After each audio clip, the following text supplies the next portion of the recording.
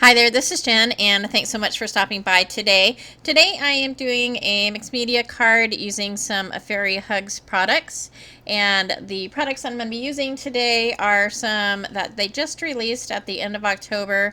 The first is this Fairy Dictionary, and that's what the words are, the word background, and then the Dogwood Blossom is the floral stamp that I'm going to be using.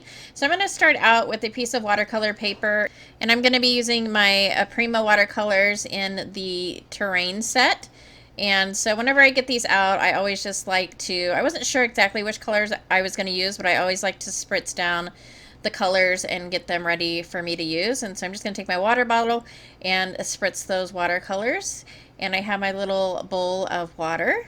And then I'm going to be using a bigger brush than I normally use because I'm just doing a wash. And so I'm using a number 16. And I'm just going to take some clean water, and I try to keep the water right in the middle because I want my idea was to use that word background stamp, and it is a skinny stamp right in the middle, and so I didn't want an entire panel full of watercolor colors. And after I've got my panel watered down, I'm going to go ahead and just grab some colors and start adding those to my panel. And I'm mainly using the blue and kind of like a maroony color. And then I'm also going to grab, there is that third color right there you see on the bottom. It's kind of a flesh color.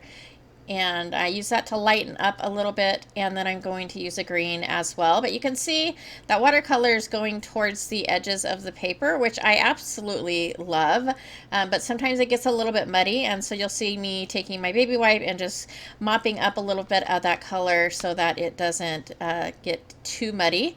And then I'm going to take my heat tool and dry the panel. Now, if you don't want these lines that end up there, if you can see around the edges, there's that water line. If you don't like that look, then you can definitely just mop up all of that extra water that's sitting there before you start drying it, and that should take care of that water line. But I really like how it looks. And on this, you're not going to really be able to tell too much. And so next I have grabbed that background word stamp, and I am inking that up with some Catherine Pooler inks in Lime, Rickey, and Samba. And then I'm going to spritz that with a little bit of water, and then I will stamp right over that watercolor. And it turned out a little bit darker than what I wanted, and so I'm just going to take a baby wipe and try and push against those words and grab some of that ink and lighten that up just a little bit. But I do end up stamping over this again. And so after I have done that, I'm going to go ahead and use some Versafine Clair and Morning Mist, and I'm going to stamp off on a piece of paper first and then stamp that onto the watercolor panel just because I didn't want it real dark. And so I'm going to go ahead and set that aside and grab the dogwood flower, and then I will ink that up with that same Versafine Clair and Morning Mist.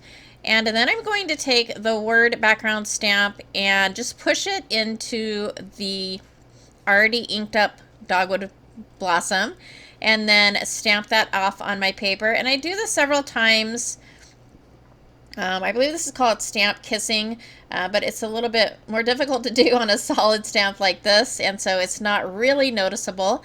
But I do end up stamping that up several times, and then as well using, I believe I used some Versafine Nocturne at the end to kind of see if I can get more of the words to show through. So I went ahead and I did that flower, and I didn't know if I liked it, and so I thought I would go ahead and do another flower to see if I liked that any better. And so I'm using some Lavinia in Lime Punch, I believe it's called, and I'm doing the same process pretty much. I inked that up with that color and then spritzed it with water and then dried off my stamp. And this time I did ink this up in some Nocturne, Versafine Clair Nocturne, I believe, and then pushed it onto the stamp. And it's really, you can tell that there's something there. I don't know if you can necessarily tell if it's words. And then I didn't like either of those just by themselves on my card panel that I created, the watercolor. And so what I decided to do was to add that green for a little bit of color in the background, and then put some foam on that and pop that up so there's a little bit of dimension, and then also a little bit of that green shadow behind. And so that's what I ended up using. And then I'm going to take, this is actually tracing paper. It's a little bit thinner than vellum, and I'm just going to tear that and add that to my background. So I tear a couple of pieces And I'm going to adhere this with some tape runner. And it's really easy to adhere vellum and tracing paper to a background that's already somewhat busy, because it hides it very well. It hides that adhesive very well. And so I went ahead and I just put basically one strip of adhesive in the middle and then squished up the sides, and then added that piece on the bottom and squished or crinkled that paper up a little bit. And then I just took some adhesive to the back of the Dogwood Blossom and adhered that to the top of the tracing paper. I added a few sequins to finish the card off, and that's pretty much it. I really love how this turned out, and I hope you do too.